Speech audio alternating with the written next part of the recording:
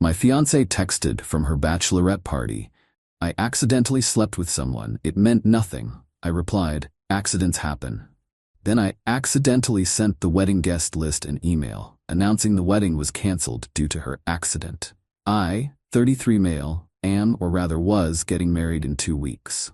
2 weeks, 14 days. I was triple-checking the seating chart spreadsheet, which had become my personal nightmare, while my fiancée, Clara, 30, was off on her bachelorette weekend. A final hurrah with her friends. I was fine with it. Honestly, I was glad for the quiet. The stress of this wedding has been insane. Then at 3:15 a.m. this morning, my phone lit up. It was Clara. Clara, hey, are you awake? I messed up. Bad. Please don't be mad. I'm so drunk and Becca let this guy hang with us and I accidentally slept with someone. It meant nothing. I promise. It was a stupid accident. I love you. This doesn't change anything.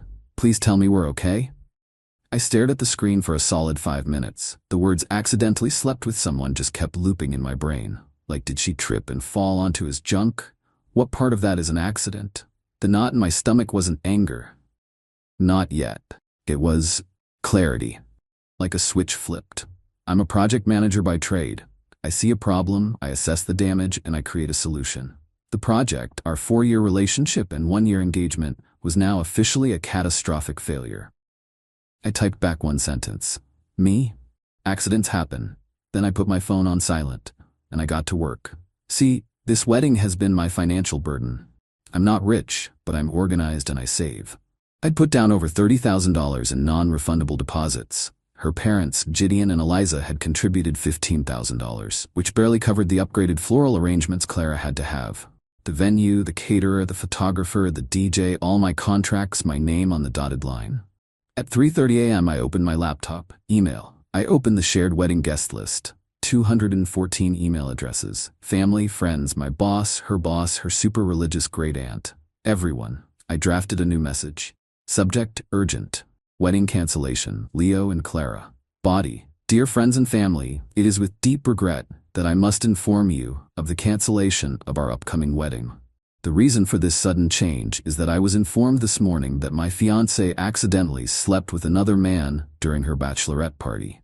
As she so delicately put it, it meant nothing. Unfortunately, this accident means everything to me. All non-refundable deposits have been forfeited. We will be working to return any gifts that have already been sent. I sincerely apologize for the inconvenience this may cause to your travel plans, but not nearly as much as I apologize for Clara's accident. Please respect my privacy during this time. All future communications regarding this matter can be directed to Clara, who is currently indisposed. I read it over, twice. Then I hit send. Vendors. I pulled up my vendor contracts. All of them had cancellation clauses. I was going to lose every penny. I didn't care. I spent the next hour sending formal cancellation emails to the venue, the caterer, the band, the photographer, and the florist. Canceled due to unforeseen personal circumstances. I'd eat the $30. It was the price of my dignity. Home. We live in my apartment. The lease is 100% in my name. She moved in a year ago. I called the 24-hour locksmith. By 5:30 a.m. all the locks were changed. At 5:35 a.m. I texted Clara back. Me. Check your email. And check the guest list's email. I've accidentally canceled our wedding. Also, I've accidentally changed the locks. Don't come home. We're done. Then I blocked her. And Becca, her MOH and enabler-in-chief. I took a sleeping pill and went to bed. The storm would hit when I woke up. Update 1. Okay, so storm was an understatement. It was a biblical apocalypse of notifications. When I woke up around 11 a.m., my phone had 83 missed calls and 150 plus texts. My family confused, then furious on my behalf. My friends mostly sending fire emojis and asking if I was okay. And her family. Oh, her family. The email had, as intended, gone nuclear. Clara and Becca must have caught the first flight back. They showed up at my apartment around 4 p.m. I watched them on my video doorbell. Banging on the door, screaming, Leo, Leo, open this door. You can't do this. Becca, you psycho. You're ruining her life. How could you send that email? You're an animal. I buzzed the intercom. Clara, you were told not to come here. How could you? You embarrassed me in front of everyone. My boss, my grandmother. That was a private mistake. You're supposed to love me. Me love doesn't mean being a doormat. Your accident was a choice. My email was my choice. You're trespassing. Leave.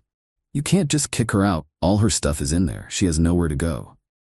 That sounds like a you problem, not a me problem. Send me a text from a number I haven't blocked and we can schedule a time for you to retrieve your things. I'll have a third party present. If you're not off my doorstep in 5 minutes, I'm calling the police.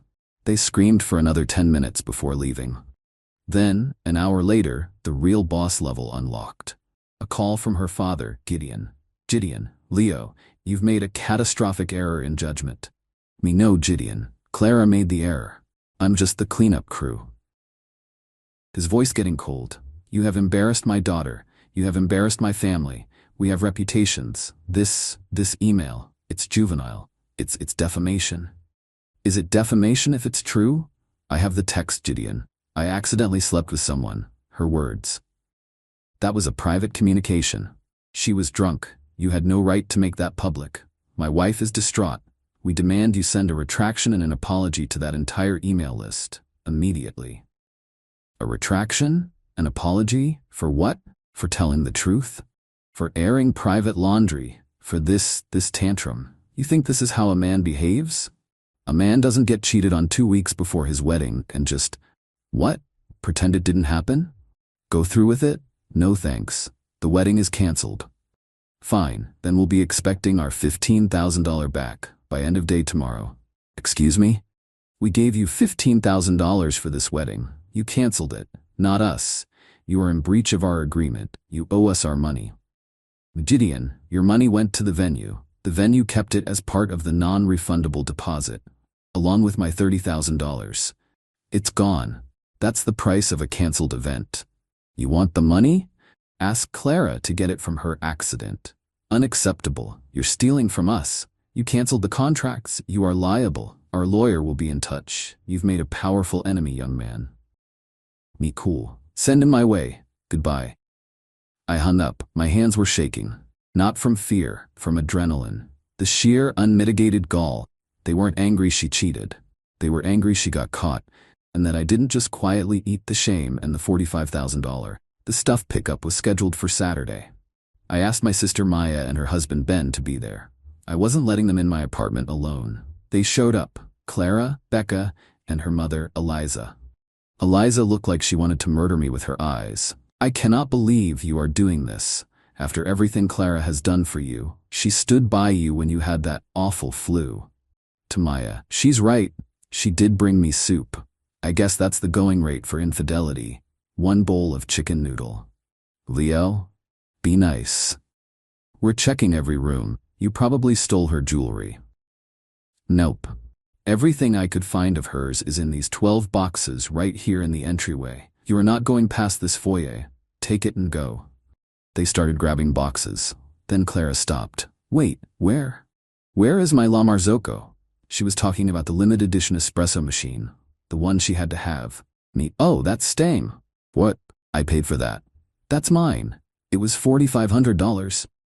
Correction. I paid $4,000. You e-transferred me $500 for it as your contribution. It was a joint purchase and it's staying on my counter. You can have the milk frother. It's in box 7.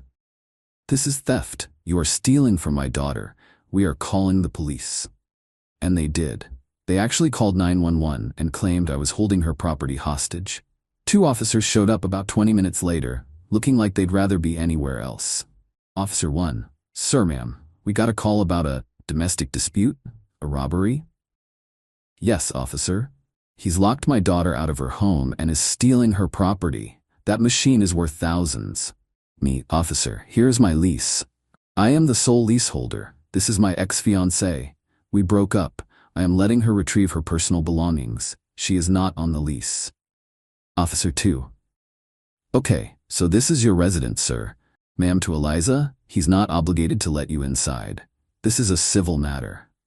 But the espresso machine, it's mine. He's stealing it. Officer, it was a joint purchase. Here's the credit card statement from my account for $4,500.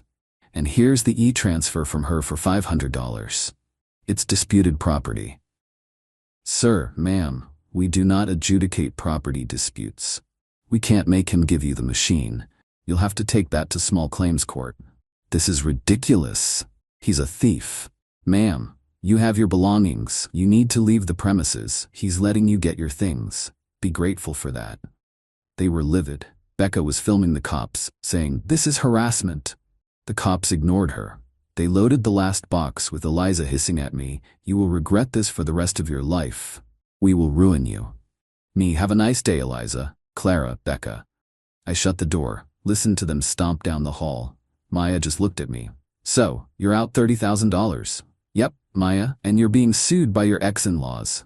"Looks like it. And you just fought your ex-fiancée over an espresso machine in front of the cops. Worth it?" Looking at the $4,500 machine on my counter, "It makes a really good latte." I'm drained. They're insane. And this is clearly just the beginning. Final update. It's been 3 weeks. The escalation was impressive. The entitlement was off the charts. First, I got the demand letter from Gideon's lawyer. It wasn't just for the $15,000 anymore. Oh no. They were now suing me for the $15K plus $50,000 for defamation of character, emotional distress, and public humiliation caused by my malicious and libelous email. They claimed it had damaged Clara's professional reputation and caused her irreparable psychological harm. But that wasn't the dirty trick. I was expecting a lawsuit. What I wasn't expecting was the call I got from my mother. "Leo, honey, I just had the strangest call from Eliza." "Oh God, what now?" She told me that you're not well, that you're having some kind of breakdown. She said, "Leo," she said, "you were the one who was cheating, that Clara found out, and that you invented this accident story to cover your tracks and punish her for catching you." Yeah, she said you faked the text message and that you're projecting and spiraling. Leo, you're not, are you? That hit me. For a second, my own parents were questioning my sanity. That was their play. Not to fight me head on, but to go to my family and paint me as an unstable, abusive liar, to gaslight my parents. The anger I felt in that moment was colder than anything before. This was war. Me, Mom, I'm forwarding you the original text from Clara's number. Right now, you know me, Dad knows me. Read it. And know that they just tried to slander me to my own mother. She got the text. The tune changed real fast. My parents went from worried to thermonuclear in about 30 seconds. I wasn't just a common man anymore. I was a common man with a just as crazy family and a very, very good reason to fight back. I took my $30K loss, the $50K lawsuit, and this new slander, and I went to a lawyer, a good one. My lawyer, a shark named Miss Alani, drafted a response that I will probably frame. It went something like this. Defamation. Regarding your client's claim of defamation, truth is an absolute defense. We are in possession of Miss Clara's written confession via time-stamped text message. Should you be foolish enough to proceed with this claim, we will happily enter it into discovery, along with subpoenas for the phone records of Miss Clara, Miss Becca, and the gentleman with whom she had her accident. The public humiliation she suffered was a direct and foreseeable consequence of her own admitted actions. Emotional distress. My client, Mr. Leo, is the only party who has suffered emotional distress due to the breach of a marital contract just 14 days prior to the event. The $15,000. The funds your clients provided were a non-refundable gift toward a joint venture. The vendor contracts, which your clients co-signed, state clearly that all deposits are non-refundable. My client has also suffered a loss of $30,000. He will not be reimbursing you for your daughter's accident. The kicker, the revenge. Furthermore, we have been made aware of a coordinated, malicious effort by your clients, Gideon, Eliza, and Clara, to defame my client by knowingly spreading demonstrable falsehoods to his family, alleging he was the unfaithful party and is mentally unstable. This constitutes slander per se.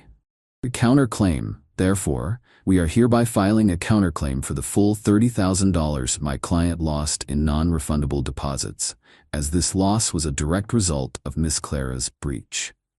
We are also seeking $75,000 in damages for the harassment, frivolous litigation, and the malicious slander directed at him and his family. The offer. However, in the interest of avoiding a long and humiliating public trial for your clients, my client will agree to drop his substantial counterclaim if you immediately file a formal withdrawal of all claims against him and provide a written letter of apology specifically for the slanderous calls made to his parents. You have 48 hours to accept this offer, after which it is permanently rescinded and we will proceed with the countersuit. The silence was deafening. About 24 hours later, I got a frantic, sobbing call from Clara, from a new number. "Leo, please, you can't. My parents, their lawyer said you have a real case. You're gonna bankrupt them. You can't do this to me, to my family." Me. You came after my family, with lies. You thought you could paint me as crazy. This is the consequence. You wanted a war, you got one. It was just a mistake. A stupid, drunk mistake. You've ruined my entire life over one night. You ruined your life. I just sent the email. Now I'm going to hang up. You and your family should talk to your lawyer. The clock is ticking. I blocked that number too. On hour 47, a bike messenger delivered a packet to my apartment. It was from their lawyer. A formal, notarized withdrawal of all claims, and a single, stiff sheet of paper. Our clients, Gideon and Eliza, last name, regret the misunderstanding that occurred during their communications with your parents regarding the circumstances of the wedding's cancellation. It wasn't the groveling apology I wanted, but it was a win. They blinked. They were terrified. They knew, and their lawyer knew, that dragging this into a courtroom would have been a public, recorded disaster for them. So here's the tally. I'm out $30,000, plus my lawyer's fees. It's a massive financial hit. It will take me years to build that back up. This is the real consequence. I won, but it cost me. A lot. I'm not happy. I'm not living my best life. I'm just done. My apartment is quiet. I'm drinking lattes from a very expensive, very paid-for machine. I heard through the grapevine that Clara had to move back in with her parents. Her reputation is, in fact, trashed, but not by my email, by her actions. I also heard she and Becca had a massive relationship-ending fight, probably because Becca was staring down the barrel of a deposition. They thought I'd be quiet. They thought I'd be ashamed. They thought they could cheat, lie, gaslight, and then threaten me when I didn't play along. They were wrong. My accidental email was the single most expensive, most satisfying email I have ever sent. It was a clean break, an accidental amputation of a toxic family, and that's worth $30.